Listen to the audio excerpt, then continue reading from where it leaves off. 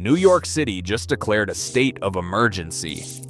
59 million people are under active weather warnings right now. Streets, highways, and bridges are all shut down. Schools are closed. Broadway is dark. The National Guard is on standby. And here's the question that actually matters. Could you survive this? Because most people watching this video right now are completely unprepared for what a storm like this actually does to a city, to a home, and to a person. I'm going to break down exactly what's happening, where it's heading, how bad it's actually gonna get, and then I'm gonna show you step by step what you need to do before, during, and after a storm like this. Because this is not the last time it's gonna happen. Let's get into it. So what exactly is going on? Let's talk about what kind of storm this actually is, because not all snowstorms are created equal. What's hitting the northeastern United States right now is called a nor'easter, a massive rotating storm system that draws moisture from the Atlantic Ocean and crashes it into the coast.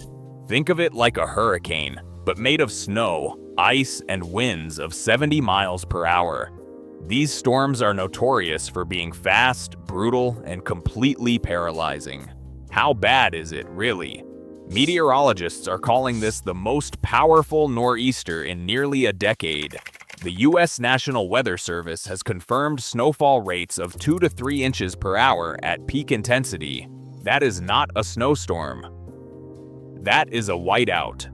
You literally cannot see your hand in front of your face. Total accumulation? New York City is looking at 18 to 24 inches of snow, with some isolated areas expected to see up to 28 inches. That is over 70 centimeters. Wind gusts along the coast are expected to hit 65 to 70 miles per hour. At that speed, wind does not just blow you over, it brings down trees, snaps power lines, and turns any piece of loose debris into a projectile. Who gets hit the hardest? Right now, approximately 40 million people are under a full blizzard warning, and another 19 million are under a winter storm warning. The zone runs from North Carolina all the way up through coastal Maine. New York, New Jersey, Massachusetts, Rhode Island, Connecticut, Delaware, Pennsylvania, and all of them have declared states of emergency. The coastal areas are getting the absolute worst of it. Long Island, Lower Manhattan, coastal New Jersey, these are, in the words of New York Governor Kathy Hochul, literally in the direct eye of the storm. Inland areas will still see a foot or more of snow, but the coast gets the full combination: snow, ice, flooding, and those punishing wind gusts. Even Nova Scotia and Canada is bracing for major impacts. Amber weather warnings are in effect for the East Coast there through Tuesday. When does it start, and when does it end? Snow began falling Sunday evening across the Northeast, in Boston, Philadelphia, and New York. The most intense period hits overnight Sunday into Monday morning. New York City's travel ban was set from 9 p.m. on Sunday until noon on Monday. But here is what people do not realize: the storm ending is just the beginning of your problems. Ice, downed power lines, flooded roads, collapsed roofs. The aftermath can be more dangerous than the storm itself. By Monday, more than 150,000 people had already lost power. In New Jersey alone, 60,000 households went dark. Virginia, Delaware, and Maryland were also seeing widespread outages. Over 5,500 flights were canceled in a single day. This is a historic event. And if you are in the path, or anywhere that could ever be in the path, keep watching. Okay, let's talk preparation, because this is the part that actually saves lives. I'm not going to give you a generic list. I'm going to tell you what people actually forget, what people actually get wrong, and what will genuinely make the difference between a scary situation and a dangerous one. What you need in the house. You're potentially looking at 48 to 72 hours of being completely stuck inside. No stores, no delivery, no going out. Plan for that. Food. Non-perishable items that do not require cooking. Canned goods, protein bars, peanut butter, crackers. If your power goes out, your electric stove is useless. Have a backup plan, whether that is a camp stove, a gas burner, or simply food that does not need heat. Water. Fill your bathtubs. Seriously, if a pipe freezes or a main line breaks, your tap water could stop. One bathtub holds 100 liters, which is roughly a week of drinking water for a family of 4. Also, fill jugs, pitchers, whatever you have. Power. Charge every device you own right now. Phone, laptop, portable power banks. If you have medical equipment that requires electricity, like CPAP machines or oxygen concentrators, this is not optional. It is critical. Contact your power company ahead of time to get on a priority list. Medications. A 72-hour storm can easily become a 5-day situation. If you are running low on prescription medications, try to get an emergency supply now, before the storm hits. Heat. If your heat runs on electricity and the power goes out, you will need a way to stay warm. Identify the warmest room in your house, usually an interior room on a lower floor, and concentrate blankets, sleeping bags, and people there. A single small space heater with a backup battery can make a significant difference. What you need in your car. Here's what most people skip and regret. A winter emergency kit in your car should include a snow shovel, jumper cables, an ice scraper, sand or kitty litter for traction, a flashlight, an emergency blanket, and a fully charged power bank. Add a first aid kit and enough food and water for 24 hours. Keep the emergency kit accessible. Why? Because you might not be driving during the storm, and you might be driving into the aftermath. If you slide off a road at 2 a.m. alone in freezing temperatures, that kit is the difference between a bad night and a tragedy. Make sure your gas tank is full before the storm. Service stations run out of fuel fast. The most common mistakes. Number 1, waiting until the last minute to shop. Supermarkets are empty 24 hours before a major storm. Go now or go early. Number 2, ignoring the travel ban. These bans exist because people die trying to drive in blizzard conditions. In New York, the ban covers all streets, highways, and bridges except for emergencies. If you get stranded or injured because you ignored the ban, emergency responders have to risk their lives to help you. Treat the ban as mandatory. Number 3, going outside too soon. The storm may have stopped snowing, but that does not mean it is safe. Ice forms after snow stops. Wind is still gusting. Power lines may be down and invisible under snow.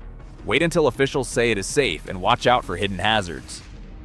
How to survive a power outage.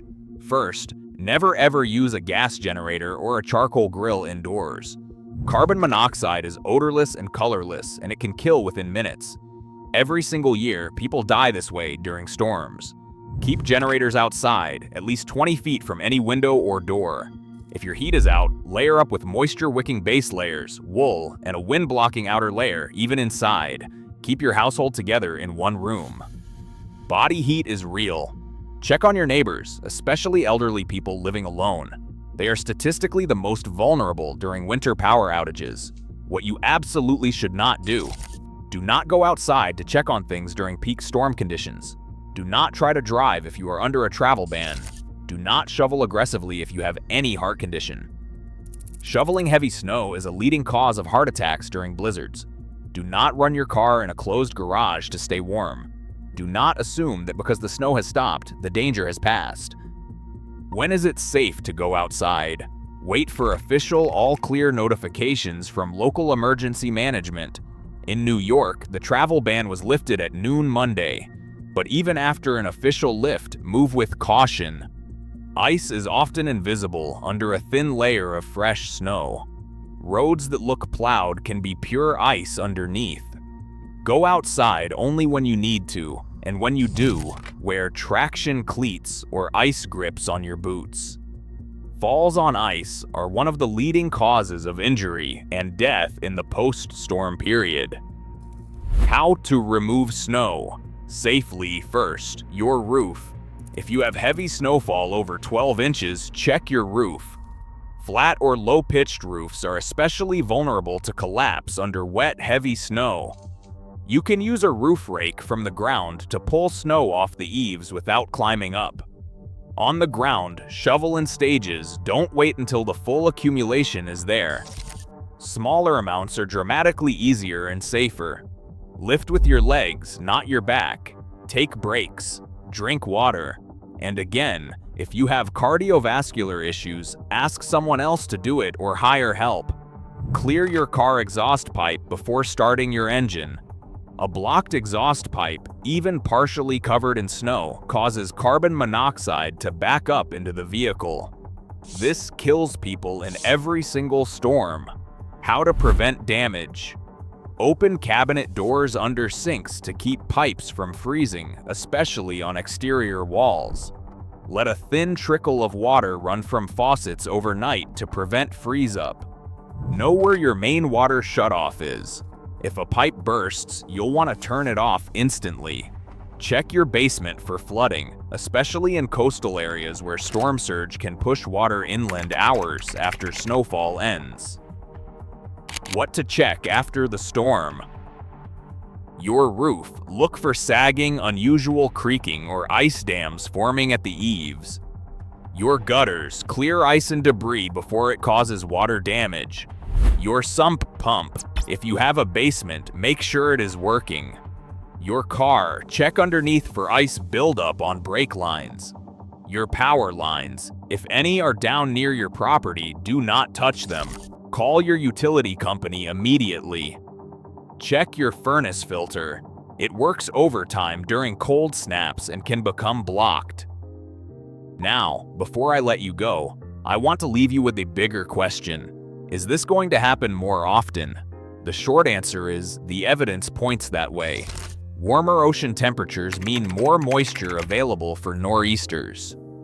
Climate scientists have noted that while the total number of snowstorms may decrease in some regions, the intensity of the ones that do form is trending upward, including greater moisture, stronger winds, and more rapid accumulation. What we are watching right now in New York is not just a weather event, it is a preview. And the communities that prepare, individually and collectively, are the ones that come through it. So here is what I want you to do right now. Share this video with someone who lives in a cold weather region. It might be the most useful thing they watch this year. Drop a comment below. Have you ever been through a storm like this? What did you wish you had known? Your experience could help someone else. Thank you for watching. My thoughts are with you. Please stay safe.